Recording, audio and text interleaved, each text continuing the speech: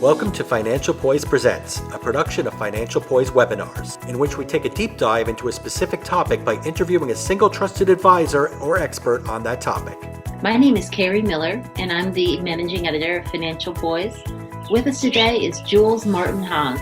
Jules Haas is an experienced trust and estates attorney with vast experience in helping clients with their estate planning and helping their heirs and beneficiaries upon his clients' passing. Thank you very much, Carrie. I'm very pleased to be presenting today New York Estate Planning Made Easy.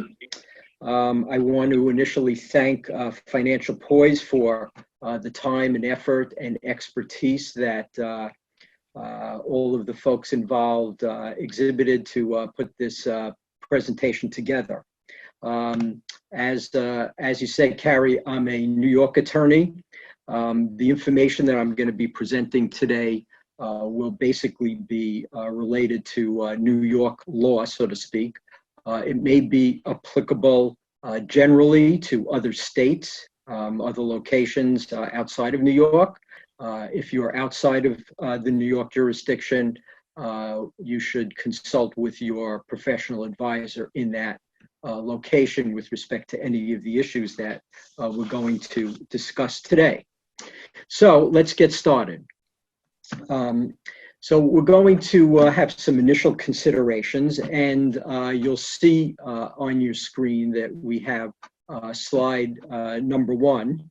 And basically, when we talk about estate planning, well, what does that mean? Well, it means different things to different people. When you say estate planning, some people say, well, that means I need to prepare my will.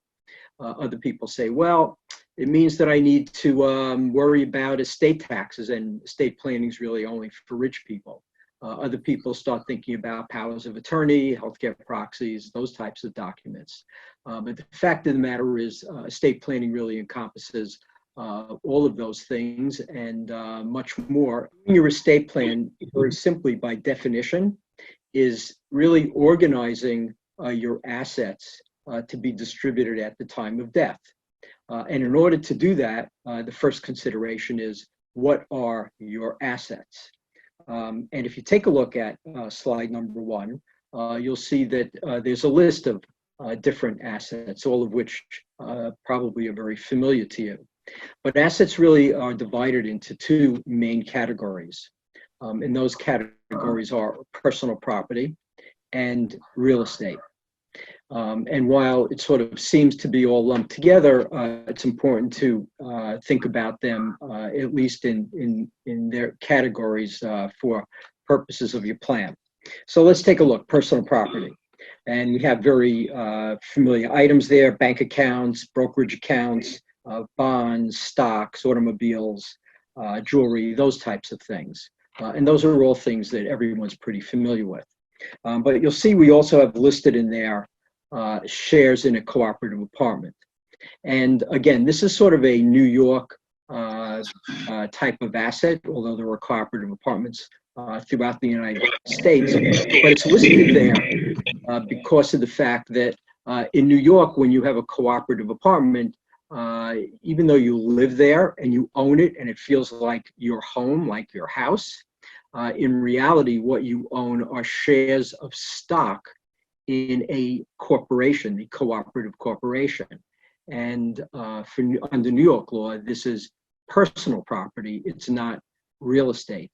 And it's important to make that distinction because the fact is that a cooperative corporation, the corporation has a right to make decisions as to who will own the stock in the corporation. So when you're making a disposition in your will or some other way in your estate, you need to take that into account.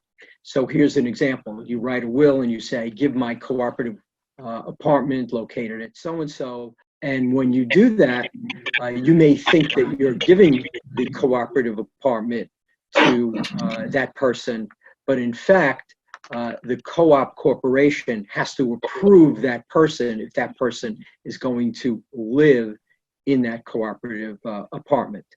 They have to go through an approval process. And very often, a co-op corporation may not approve that person. So what happens in most instances when, here in New York, when you're making a bequest of an interest in a cooperative apartment, the person's getting the interest, but they're really not going to live there and they're not going to use it as a home. Ultimately, they're going to have to sell it. But again, it's important to understand that, because if you say, well, I'm going to give my cooperative apartment to so-and-so, thinking that they're just going to move in, that's not going to happen, because you have to consider the nature of that asset. So let's move on, and let's talk about some other types of assets. Again, you see we have assets listed as real estate. Well, again, these are things that are fairly common, easy to understand. We have a personal residence, a person may own a building, commercial property, vacant land. Again, you have to understand what it is that you own. But again, we have something listed here called condominium apartment. And again, this is just another example, because here in New York, people own co-op apartments, but they also own condominium apartments. But a condominium apartment is different than a cooperative apartment because it's actually real estate. When you transfer a condominium apartment, you're actually transferring it through a deed. And in most condominium apartment situations, the condominium cannot prevent you from transferring that ownership to someone and to have that person actually live and own that unit, that apartment. So that's how it differs from a co-op apartment. It's actually transferred by a deed. Now, sometimes in New York, there are condominiums that have more restrictions, but for the most part, you can issue a deed, that person owns it just like a house. So the point that you should take away from all of this is that when you sit down to start to do your plan, you need to start to think about, what are my assets? What are the issues that I have that may arise with respect to the various assets? Okay. Now, if we take a further look at slide number 1, you'll see our third category is applicable estate laws. And this is important because you need to understand in the first instance what law, meaning what law of what state, what jurisdiction is going to control your estate. And that's very important, because the laws of the individual estate, the individual state, are going to impact your estate in different ways. So for instance, in New York, it may be subject to an estate tax, whereas in Florida, there's no estate tax. And the determination as to what state law is going to control your estate is really based on a concept that we call domicile. You may have heard of that term. It's a legal term of art, so to speak. And domicile is different than residence. You can have a lot of different residences. You can live in New York. You can have a house in New York, a house in California, a house in Florida, all over the place. But there's only one domicile, and domicile is going to be your main home, your primary home. It's usually the place where you file state income taxes, where you have a driver's license, those types of things. And in most cases, it's easy to figure out where your domicile is. Some cases, though, it's not so easy. A person may spend an even amount of time in one jurisdiction or another. I see a lot of cases where people, let's say, live in New York, and they say, well, I'm going to start spending more time in Florida. So they start going down there more, spending more time.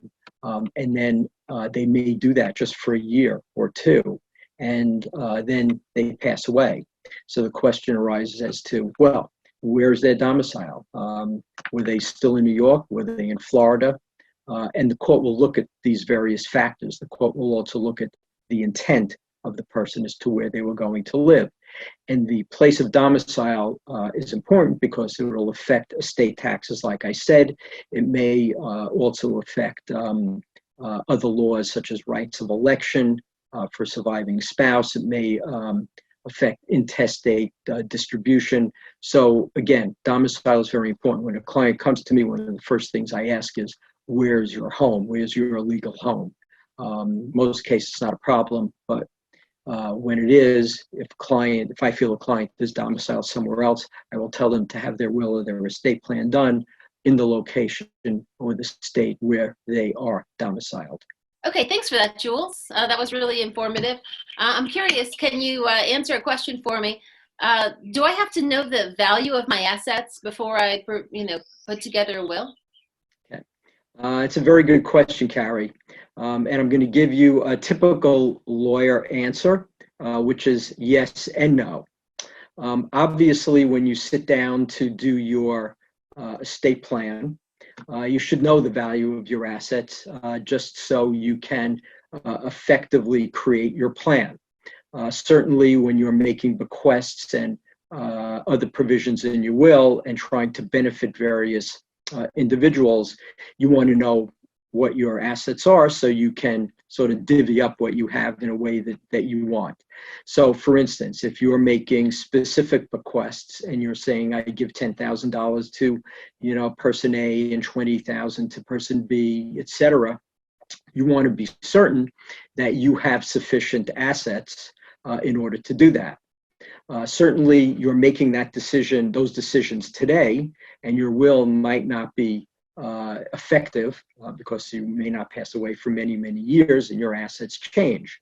But at least with respect to what you own today and your best guess as far as expectations, you have the ability to do that. Obviously, you're not going to give away $10 million if you only have $10,000. That's not going to make sense in your will. Also, with respect to understanding a plan, if you have to worry about or consider any type of tax situation such as estate taxes. So for federal tax purposes today, you have to have an estate that's in excess of $11 million in order to worry about estate taxes. New York State in excess of $5 million to worry about estate taxes. So, if you're in those categories, it's something you need to think about in order to talk to your advisor and see if there's anything else you need to do with your plan. Just as an aside, between husband and wife, there's an unlimited marital deduction. So you can give an unlimited amount, $1 billion to each spouse without any tax consequence, although that wouldn't necessarily be the best plan. But again, it's something that you should consider. On the other hand, you don't need to know exactly what your assets are. If I sit down with a client, I don't need to know your Citibank account has $10,358.19, because obviously you're writing a will today, you're doing a plan today, it changes over time, your assets fluctuate. So you don't really need to know exactly, but you should have a good idea, at least within a roundabout way, as to what you're dealing with. Thank you for attending this edition of Financial Poise Presents. Financial Poise has one mission: to provide reliable, plain English business, financial, and legal education to individual investors and private business owners.